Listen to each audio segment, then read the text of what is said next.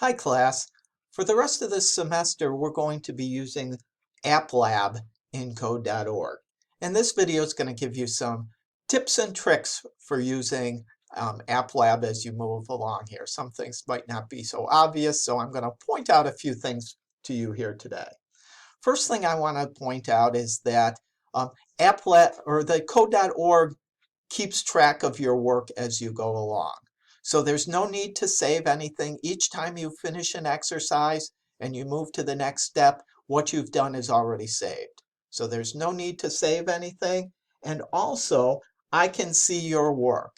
So you're not going to be handing anything in on Blackboard anymore. I can look at all of your exercises and make sure that you've done things correctly.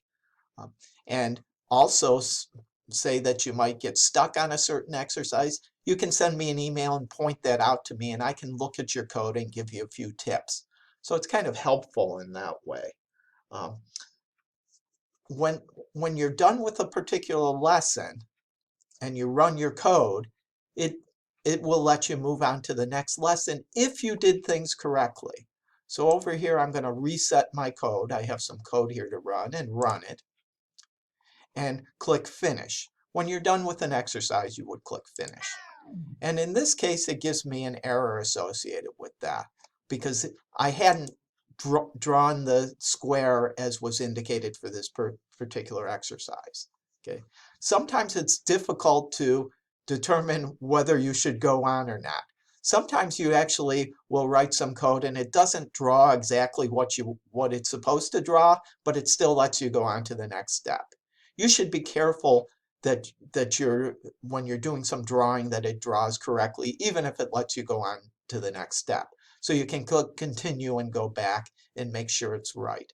Because I might look at your code later on and find out, hey, you didn't do this exactly right. Conversely, sometimes if you're, again, drawing, it will look exactly right. And it still won't let you go on to the next step. That's because sometimes in the lesson, it tells you to do something a certain way. Okay. Up at the top of the page, each time it shows you the steps you need to do to solve a particular problem. If you don't follow those steps exactly, it might say you can't go on until this happens.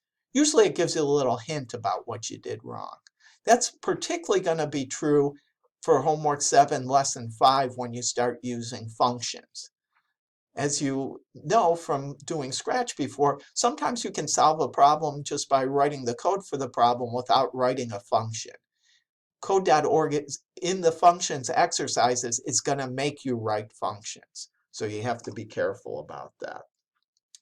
Next thing I wanted to talk about here is just some mouse moves that might help you write your code.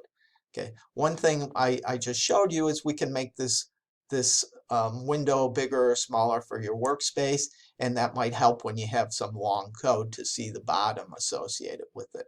If you ever have a block that you don't need anymore, you can take that block and just drag it into the toolbox area and it goes away. So that's one way to throw things away.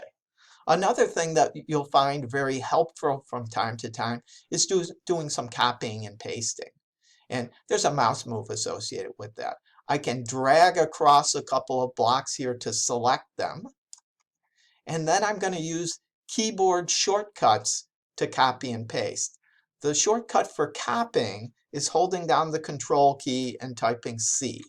I just did that.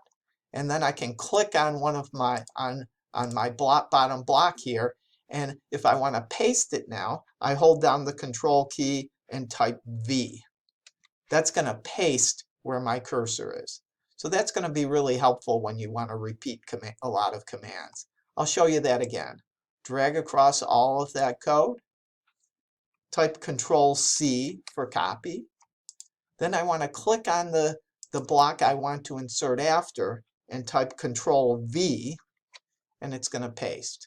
So as I said, there's some of the exercises you need to repeat a lot of steps, and that's going to be helpful for doing that. Another thing you can do, right now we're in something called block mode. We see all blocks. I can go over to this icon over here, this button over here that says show text, and it turns my blocks into text. you're actually running a programming language called JavaScript, okay? And this is the code for JavaScript. Sometimes it's easier to work in text mode. I can do the same type of things I was doing in block mode. I can select, type Control C, and then type Control V, and again paste. Sometimes that's easier to do in text mode than block mode.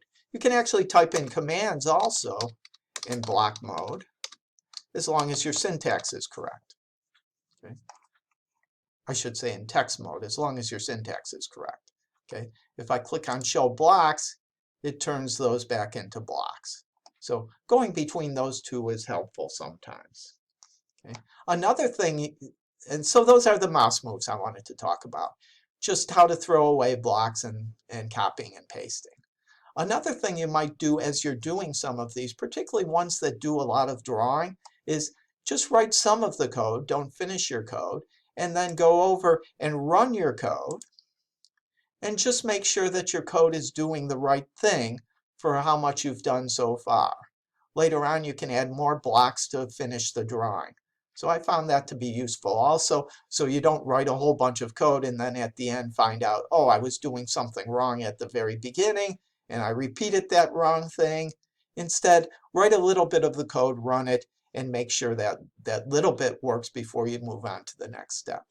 So a few tips and tricks for using AppLab.